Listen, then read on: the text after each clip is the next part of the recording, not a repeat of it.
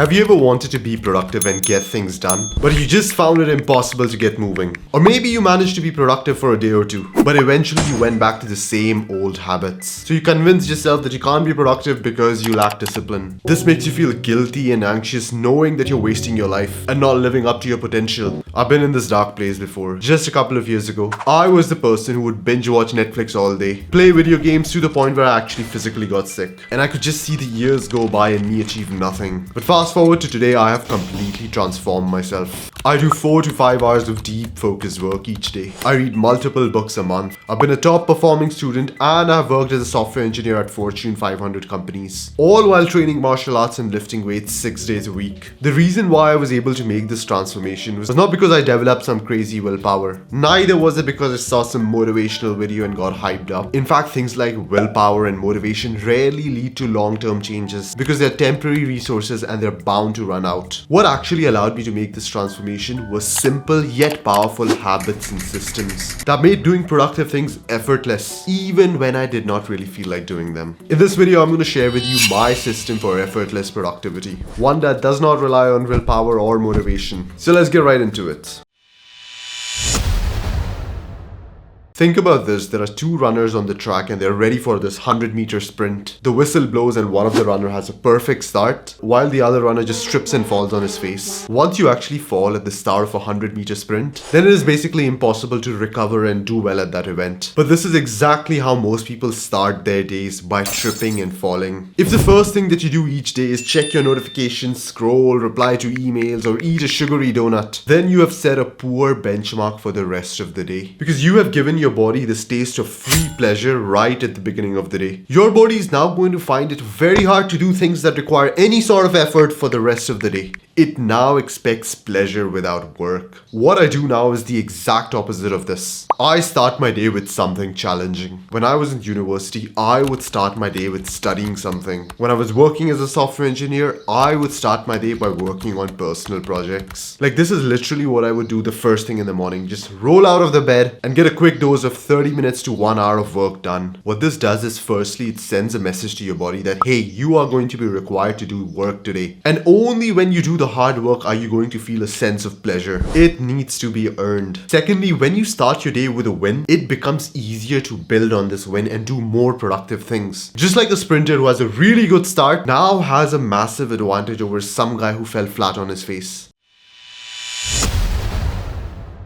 In the 21st century, everything wants your attention. Social media apps, the YouTube thumbnails, fast food delivery services. Now you can either give your attention to these things and go in a 2-hour long doom scrolling session that is absolutely going to fry your dopamine receptors and it is going to ruin your attention span. Or what you could do is repeatedly invest your attention into things that you actually care about. Then feel good about the work that you have done and watch yourself progress in these domains. These are the only two ways you could spend your attention points. What I have done is that I have created a set of rules for myself that protect me from distractions and allow me to spend my attention into the right things. First rule that I have is that I don't have any social media apps on my phone. No Instagram, no Reddit, no Snapchat, none of those things. Because when you have these icons on your phone, you're just far more likely to press them and just scroll, just purely out of muscle memory. Also, the notifications from these apps are a huge distraction, especially when you're trying to do something productive. If I ever want to check notifications on these apps, I actually download them, check my notification, and then I uninstall them again. And I do this probably like once a week. And even when I do check my notifications, I make sure that I do not go to the browse section and start scrolling. I've painfully learned this lesson over and over again. Like the other day, I decided to scroll through Reddit and I was just going through some of the comments. And I actually found myself triggered by these comments and thinking about them the entire day over and over again for hours. Browsing through social media apps, reading comments, seeing posts is a complete waste of your cognitive energy. The next rule that I have is that my phone is on flight mode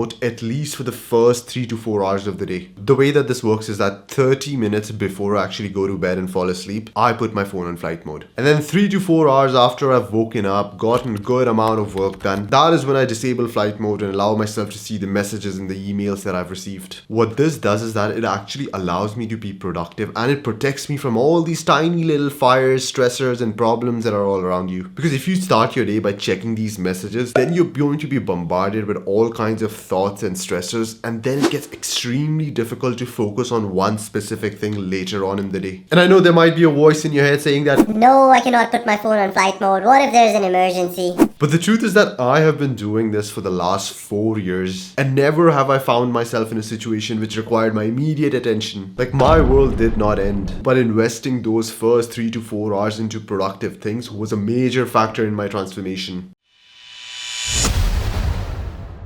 Back when I was quite an unproductive person, I used to live my life impulsively, basically doing random things at random times, purely depending on my mood. But when you have no sort of structure in your life, then it becomes incredibly hard to do productive things. Because without a routine, every moment of your life becomes a debate. Should I be studying right now, or should I be going to the gym right now, or should I be resting on the couch right now? Maybe I'll study later at night. The truth is, more often than not, the tasks that require the least amount of effort, they usually win this debate. So what I do now is that I live my life by a routine. And I know that when people think of the word routine, they think of it as a prison sentence or something they might have tried in the past, but it didn't really work out for them. But trust me, when you design a routine the right way, it becomes the most powerful tool for your productivity. The way that I would design a routine would be as follows. Start with just 2 to 3 core tasks. Ask yourself this question: what are the 2 to 3 core things that if you got them done today, then you would feel proud and satisfied with yourself? To me, these things were working on my business for 2 to 3 hours a day, getting an hour of training in, and reading for about 30 minutes. I knew that if I get these things done, I would feel very content with my day. These things become your core non-negotiable tasks, and you schedule them first in your routine. What you're going to realize is that by having specific times listed for these core tasks, the debate in your head stops. You no longer have 1,000 options to pick from. You just now need to blindly follow your routine and do whatever it says. This saves you from a lot of decision making and preserves that psychological energy,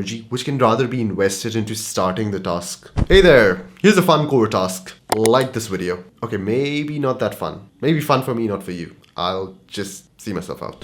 Once you've marked down your core tasks, you're going to realize that you still have plenty of space in your routine. This is now where we're going to be marking your meal times and your end of the day sleep time. Now you might just say, what the hell, bro? Why can't I just eat when I want and sleep when I want to? The reason is because your body has a biological clock of its own. This is called your circadian rhythm, and this is what dictates when you're supposed to feel energized and motivated and when you're supposed to feel tired and sleepy. If your biological clock is out of sync and showing the wrong time, then you're not going to feel motivated and alert when it's actually time to work. You're going to feel lazy and probably procrastinate the task itself. Also, you're not going to feel sleepy when it's actually time for you to fall asleep. And you're going to end up tossing and turning till 2 a.m. and then wake up sleep deprived. Having your meals at specific times and going to bed at a specific time is what is going to give you a strong circadian rhythm. Once you have this strong circadian rhythm, your body is releasing the right hormones at the right time in the right quantity, then productivity truly begins to feel effortless. So this is like the basic foundational routine that you should be following. Just make sure that you have a buffer period of 10 to 20 minutes between each task, because sometimes you underestimate how long a task is going to take. Like maybe you found traffic on the way back from gym, that took an extra 10 minutes and this could break your routine. These 10 to 20 minute buffers compensate for all the unpredictable things in life. Secondly, make sure that you have removed all friction from the activities listed in your routine. For example, if your routine says that you're going to be studying tomorrow at 7 a.m, then make sure that tonight you clean your desk, have your notes ready, know exactly what subject and what chapter you're going to be studying tomorrow. Removing friction from activities makes it much easier to get started with them. Lastly, there are going to be times when you feel that you're consistently missing out on certain activities on your routine. Then you need to ask yourself, why is that happening? Perhaps you scheduled a 2-hour long study session later on at the end of the day, but by the time you attempt that session, you're already way too tired and you cannot focus. In this situation, you need to consider putting that task at the beginning of the day instead, when you're full of energy and you can focus on it. Just remember that not every task can be scheduled at any point of the day. Some tasks feel much better when they're performed at the beginning of the day, and some tasks feel much better when they're performed towards the end of the day. So if you're consistently skipping out on a task and a routine, do not just blame your willpower or motivation, but rather figure out the root cause of why you're skipping it and then remove that constraint.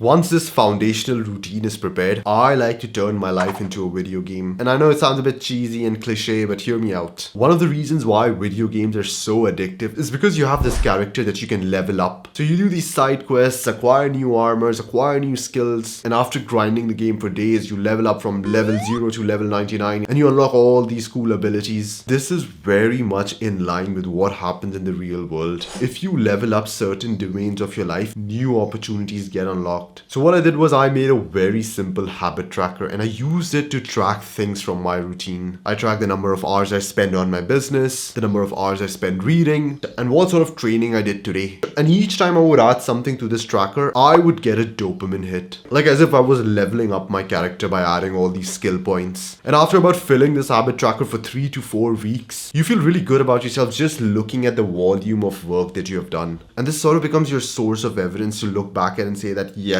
I am a productive person and I am improving. Just make sure that you're not tracking too many metrics, otherwise this can very quickly start feeling like a chore. All the principles in this video will really help you get productive. However, sometimes in life you're going to face this really massive challenging task, and these large tasks can very often put a person in state of inactivity. So make sure that you watch this video to get a game plan on how to deal with these very large challenging tasks.